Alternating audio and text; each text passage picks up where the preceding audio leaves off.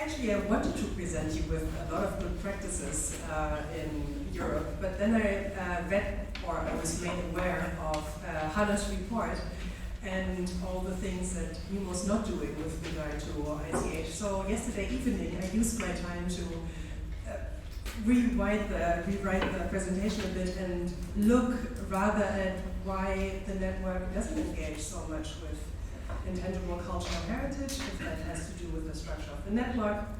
So something new came out, and you'll be presented with it today. No, is that the button I have to press? Yeah, no. Sorry. Sorry. Did I turn it off? Sorry. Ah, okay, that's all.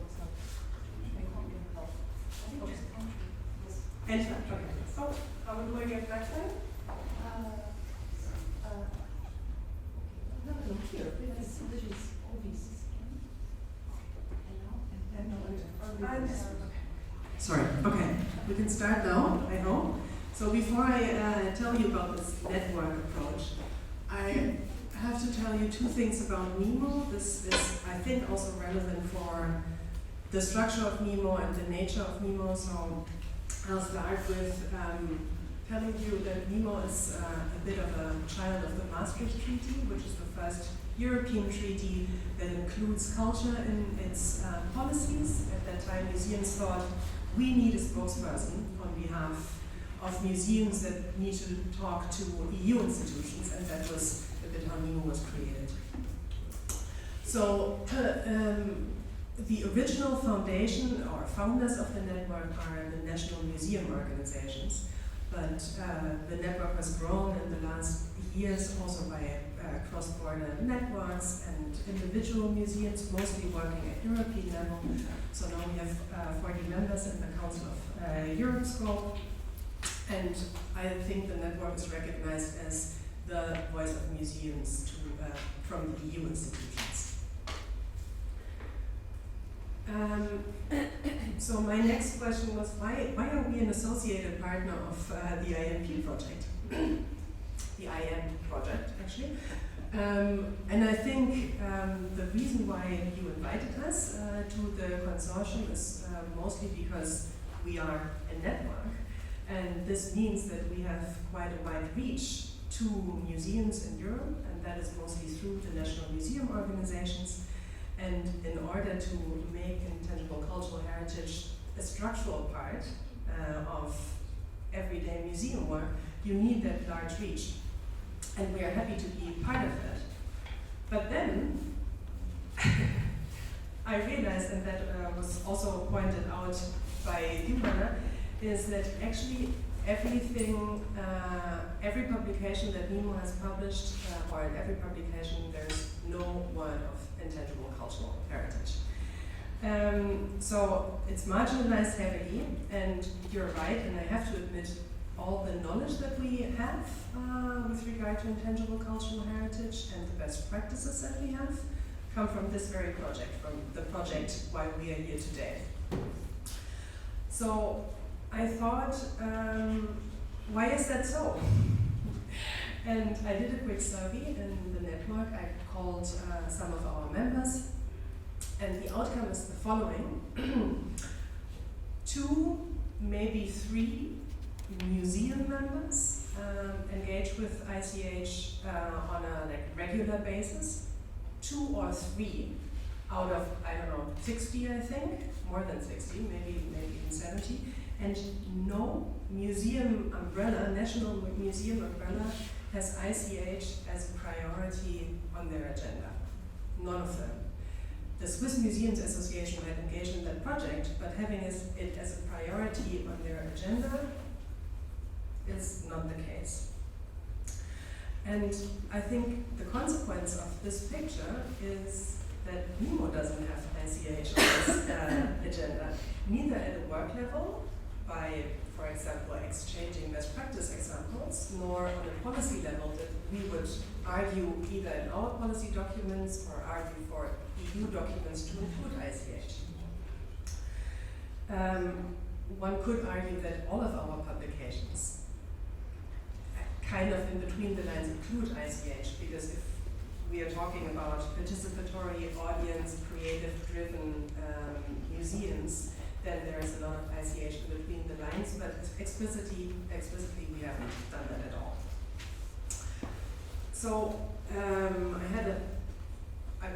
kind of wanted to think about what the network is. So I think the nature of the network is that you have a supportive system of sharing information and services between people who have one common interest, or various common interests. A network lives through its members, and there is no centrality. So what I want to say with that is that I think that the network reflects a reality of museums, and this reality, unfortunately, is that ICH is no common issue yet for the museums on a sector level. And I want to make I want to emphasize the word sector here, because individual museums, different museums in Europe do that, and they do it very well. But as an issue on a sector level for a museum's community, it's not on the priority list yet. And while Noel was giving this very good summary of yesterday, I was thinking that not the least has to do with the fact that ICH is very complex, and that it asks museums to step out of the boxes that they have created already. And we've just talked with Hannah about that fact. And it really takes time for a community to embrace that new topic, and I think that's why we are so slow to really get it on a sector level into the everyday work. So, we've created a new mission, and funnily, ICH in German means I, so everybody here says me. The new mission is to kind of include ICH more in our network, and we want to learn about ICH. That's the reason why we're in this project. We want to bring it in the loop, make it visible, also to share good information. Because I think what we're advocating for cultural heritage, and museums being a strong advocate in the whole cultural heritage and European dimension, and ICH is a big part of that. So that is a mission that we have to adopt. And if I'm thinking about how, I'm thinking on two levels. That would be the museum work level, while exchanging experiences, awareness raising. We have different instruments like our capacity building schemes, workshops, learning exchanges. You've been to, or actually Kia has been to our last annual conference, and I hope at our next annual conference in Tartu you'll be and run a workshop, show us a new toolkit that you will be publishing, but also to show more about the good examples that we already have in the network. We have one, and I found this unfortunately very traditional picture of Skansen. That's a Hungarian open-air museum that's a member of NEMO.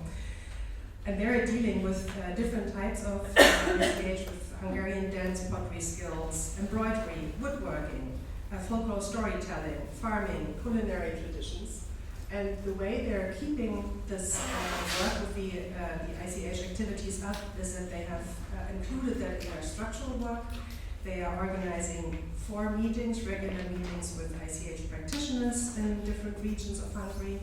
They have 2 festivals per year located at the museums that combine traditional popular culture with contemporary initiatives.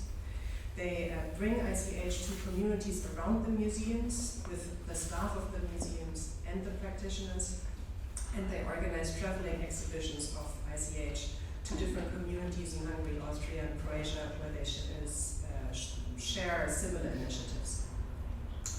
So what I want to point out in the end is that we have good examples already, and we have found a structured approach to ICH. This is not a singular project, but something that has been working for more than 10 years, and these are the approaches that we want to share. And on a policy level, I think one step could be that we include ICH in our policy document. We call it our 4 values. That is the 4 values that we think are important for museums to position themselves and to develop themselves in a better value to society. The economic value, educational value, collection value, and social value. And you can very well include ICH in that. And on the other hand,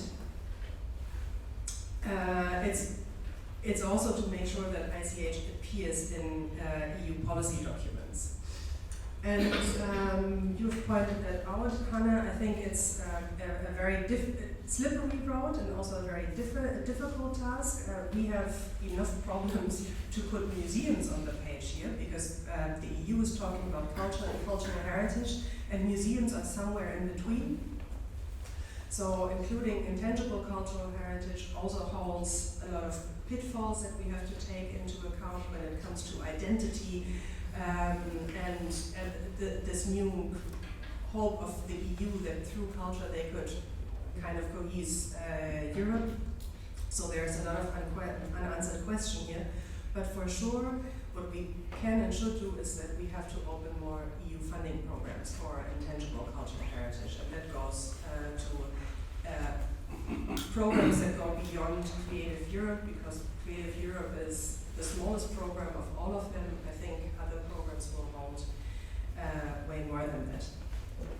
And maybe on a side note, and again referring to your report, I'm very happy that you were saying that the bridge between EU and museums and ICH can be the sustainable development goals, because we are organizing our next conference around the sustainable development goals, and the sustainable development goal 11, which is the sustainable development of communities and cities, is actually one of the goals that we are really looking into, and I believe that this is also our entrance to a political level where museums really can change something.